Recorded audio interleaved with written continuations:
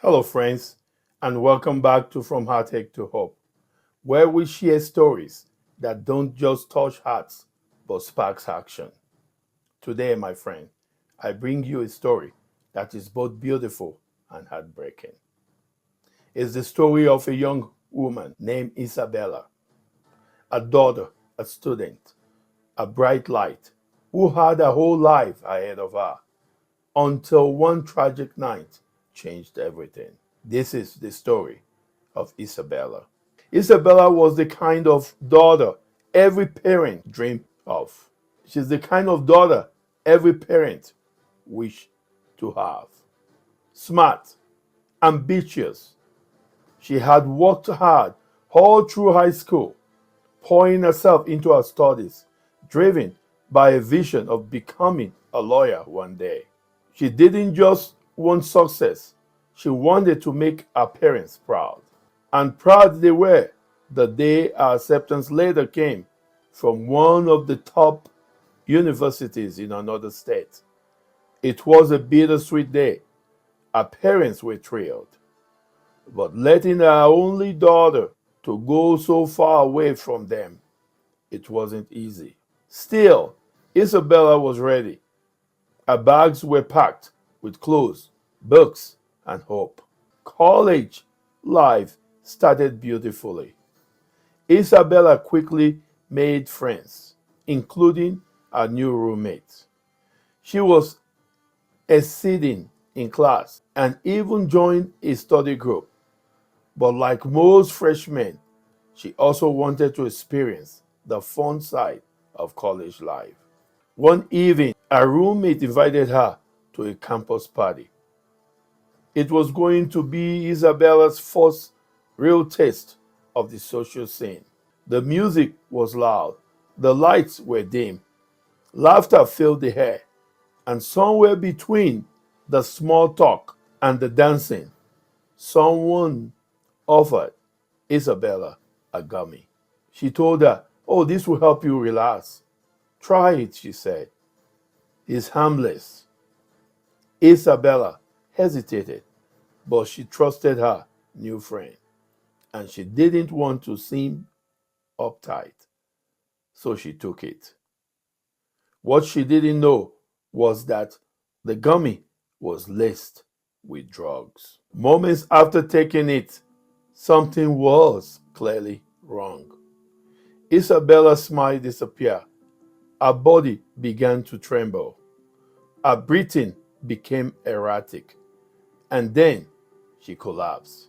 Panic broke out in the room. Some friends screamed, others froze. Her roommate knelt beside her, tears in her eyes, trying to shake her awake. Someone said, "Call 911," but others shouted back, "No, we'll get in trouble. Don't call." The fear of getting caught, of the police, of school suspension paralyzed them. So instead of calling for help, they tried to help Isabella themselves. They gave her water. They tried to keep her awake. They waited, hoping it would pass. But it did not pass. Time was slipping away, and so was Isabella. Hours passed. Finally, someone realized this wasn't going away. A call was made. An emergency vehicle and ambulance arrived. But by then, Isabella's heart had already stopped. The doctors tried. They did everything they could, but it was too late. A vibrant 19-year-old girl with a wall of promise gone. Her parents were devastated.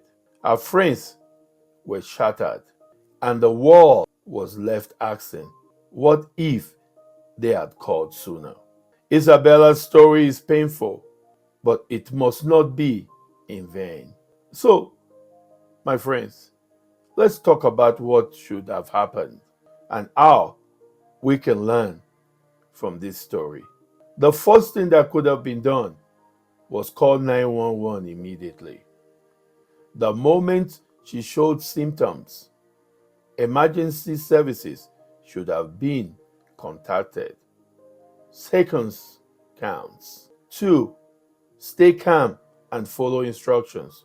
Every emergency dispatch are trained to walk you through what to do.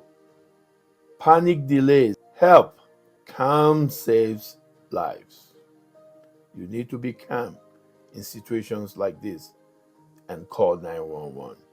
3. Be honest. Telling first responders exactly what was injected can help them give the right treatment faster. What was laid on the gummy will definitely help them to know what to give the patient. 4. Don't fear legal consequences. In many states, Good Samaritan laws protect anyone who seeks help during a drug emergency from prosecution. Your friend's life is more important than your record. How many Isabellas are out there today? We must do better than this. We must talk to our kids. We must do better. We must educate them, not just about drugs, but about what to do when someone's life is in danger. Because the truth is, experimentation happens. Yes, most students in their first year in college like to try stuff, even among the best of us. But one bad choice doesn't have to mean the end of a life. Not if we act quickly, not if we speak up, not if we care enough to call for help, even when it's scary. Isabella's story will never leave me, not just because she died, but because she should have lived.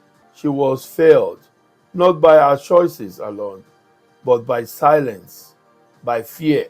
Let Isabella's story ignite awareness today. Let her memory be of warning, but also a call to action.